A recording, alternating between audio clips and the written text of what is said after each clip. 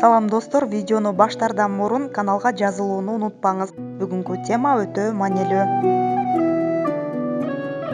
Кайсы бир убакта Италиянын королу эң мыкты сүрөтчүнү чакырып, шаардагы сыйынуучу жерге периште менен шайтан экөөнүн образы түшүрүлгөн сүрөт тартасың деп буйрук бериптир. Сүрөтчү периштенин образын көпкө издеп, акырында бактылуу балакайды табат. Ата-энесине акысын төлөп, сүрөккө тартып баштайт. Бир айдан соң сүрөт даяр болуп, сүрөтчүнүн эң мыкты эмгеги деп бааланып, сыйлыкка тартылат.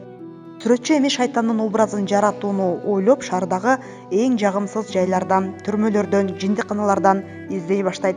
Бирок издегенин эч эле таппайт. Арадан 40 жыл өтүп кетет. Король шайтандын образын тапкыча кукустан сүрөтчү көз жумуп кетпесин деп ойлоп, кимдин жүзү коркунучтуу, түрү суук болсо мейли ошону тартсын деп жарыялайт. Бир күнү сүрөтчү пивоканадан ичип мас болгон, жүдөгөн, чачтары кулагынын үстүндө берин-серин калган, тиштери түшкөн, ырсайган арык шайтандын кебетесинде жагымсыз кишини көрөт. Сөгүнчөк, орой мас кишиге акысына көп акча төлөп берүүнү макулдашып, сүрөткө тартылып берүүсүн суранат. Бир күнү сүрөтчү тиги кишинин жаагылды жаш куюлуп жатканын көрөт. Сиз тамеки чеккиңиз келдиби же арак ичесизби деп сурайт.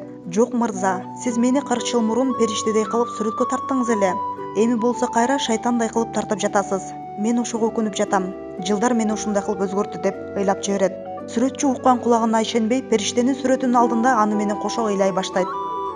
Кудай баарыбызды периштедей жаратат, бирок кылган ишибизден, жүрүм-турумубуздан, ниетибизден, сөзүбүздөн жаңылып, башка жакка өзгөрөбүз.